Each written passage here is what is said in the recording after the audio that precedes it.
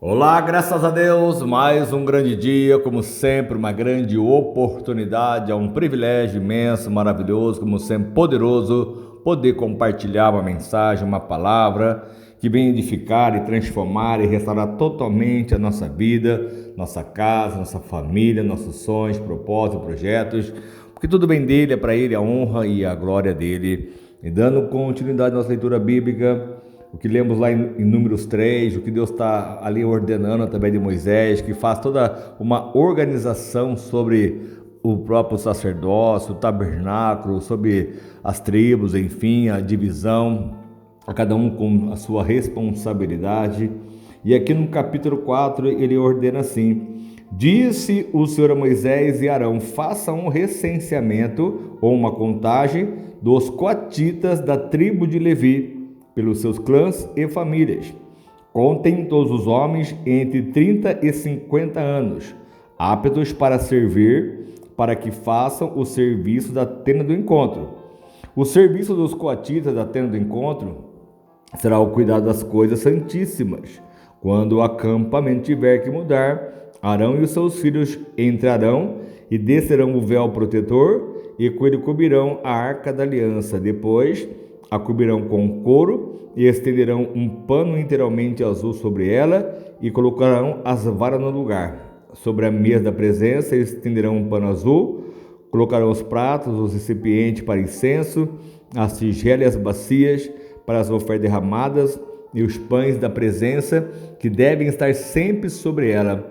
Sobre tudo isso estenderão um pano vermelho e o cobrirão com couro. Depois colocarão as varas no lugar. Então, tudo que Deus ordenou no passado, como lemos lá em Êxodo, em Levíticos, agora aqui Números, a ordenação, porque eles iam sair sempre, de tempo em tempo, a nuvem subia, eles tinham que ir, a nuvem parava, eles acampavam. Então, eles rodearam por 40 anos naquele deserto. E conforme então Deus ordenava, então tudo tinha que ser armado, desarmado. Então aqui, olha o que essa tribo, né, os coatistas, eram responsáveis para poder realmente fazer, conforme Arão ali tinha os sacerdócios, que tinham o poder de tocar naquilo que era santíssimo, enfim. Mas o trabalho, como era, tinha que ser feito por cada uma dessas tribos. E aí pegaram também um pano azul, vão cobrir o candelabro usado para a iluminação, as suas candeias, as suas tesouras de aparo, os seus apagadores e todos os jarros para o seu suprimento de óleo. E em seguida o embrulharão com todos os seus utensílios numa cobertura de couro e o colocarão num suporte para carregar. Sobre o altar de ouro estenderão um pano azul e o cobrirão com couro e colocarão as suas varas no lugar. Apanharão todos os utensílios usados na administração do santuário, depois os embrulharão num pano azul e os cobrirão com couro e a seguir os colocarão num suporte para carregar. Olha só, vamos usar o pano azul, a arca da aliança, o pano vermelho era sobre aquilo que era onde fazia-se as ofertas. Tudo era colocado de uma maneira, uma forma que Deus assim desejou. Ele ordenou que assim se fizesse. Vão tirar também as cinzas do altar de bronze e estenderão sobre ele um pano roxo. Aqui já mudou a cor. Colocarão sobre ele todos os utensílios usados na ministração do altar, os braseiros, os garfos de carne, as pás, as bacias de aspersão. Sobre ele estenderão uma cobertura de couro e colocarão as varas no lugar. Quando Arão e seus filhos terminarem de cobrir os utensílios sagrados e todos os artigos sagrados, e o acampamento estiver pronto para partir, os coatitas virão carregá-los. Então ele só tinha ali a responsabilidade de carregar, levar aonde assim Deus tinha ordenado. Mas não tocarão nas coisas sagradas, se o fizerem, morrerão. São esses os utensílios da tenda do encontro que os coatistas carregarão. Eleazar, filho do sacerdote Arão, ficará encarregado do azeite para a iluminação do incenso, o aromático, da oferta costumeira de cereal e do óleo da unção. Ficará encarregado todo o tabernáculo e de tudo que nele há, isto é, seus utensílios e seus artigos sagrados. E ainda mais disse o Senhor a Moisés e Arão: não permitam que o ramo dos clãs coatitas seja eliminado dentre os levitas, mas para que continuem vivos e não morram quando se aproximarem das coisas santíssimas, Arão e seus filhos vão no santuário, entrarão e designarão a cada homem a sua tarefa e o que deverá carregar. Os coatitas não entrarão para ver as coisas sagradas, nem por um breve momento, para que não morram. Então eles tinham que saber o que eles iam carregar, mas não podiam ver, era só para poder mostrar realmente o que era, mas nem por um momento eles podiam estar lá para que vissem e morriam naquele momento. Então, olha só que responsabilidade do próprio sacerdote, o Arão, os seus filhos, enfim. Olha só para com os gersonitas. E o Senhor disse a Moisés: faz também um recenseamento dos gersonitas pelas suas famílias e clãs. Conte todos os homens entre 30 e 50 anos aptos para servir, para que façam o serviço da tenda do encontro. Este é o serviço dos clãs gersonitas, e o que deve fazer e carregar. Eles levarão as cortinas internas do tabernáculo, a tenda do encontro, a sua cobertura, a cobertura externa do couro, as cortinas da entrada da tenda do encontro. Farão tudo o que for necessário com aquelas coisas e com as cortinas externas do pátio, e rodeia o tabernáculo e o altar, e com a cortina da entrada, com as cordas de todos os utensílios usados em seu serviço. Todo o serviço deles, tudo o que deve fazer e carregar, estará sob a direção de Arão e de seus filhos, e designem como responsabilidade deles tudo o que tiverem que carregar. Este é o serviço dos clãs dos gersonistas da tenda do encontro. As suas atividades estarão sob a supervisão de Itamar, filho do sacerdote Arão. Olha que bacana. Os meraritas e as suas responsabilidades. Então, conte os meraritas conforme os seus clãs e famílias, todos os homens que dentre têm 30 e 50 anos, aptos para servir, para que façam o serviço da tenda do encontro. Esta é a sua responsabilidade no serviço que deverão realizar na tenda do encontro. Carregar as armações do tabernáculo, seus travessões, suas colunas, suas bases, bem como as colunas de pátio que rodeia a tenda, com suas bases, suas estacas e as suas cordas, os seus utensílios e tudo que está nele relacionado com o seu uso. Designe cada um aquilo que deverá levar. Este é o serviço dos clãs meraritas, e todo o serviço deles na tenda do encontro estará sob a supervisão de Itamar, filho do sacerdote Arão. Então Itamar tinha essa responsabilidade de estar observando e ali supervisionando o que essas duas famílias, esses dois clãs estavam fazendo.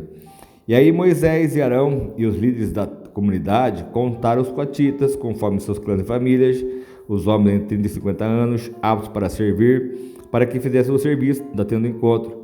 E foram contados conforme seus clãs 2.750 homens. E esse foi o total dos recenseados dos clãs coatitas que serviram na tenda do encontro, com Moisés e Arão, e os contados de acordo com a ordem do Senhor por Moisés anunciada. Os gersonitas foram contados conforme os seus clãs e as suas famílias, os homens entre 30 e 50 anos, aptos para servir, para fazer o serviço da tenda do encontro, e foram contados conforme os seus clãs 2.630.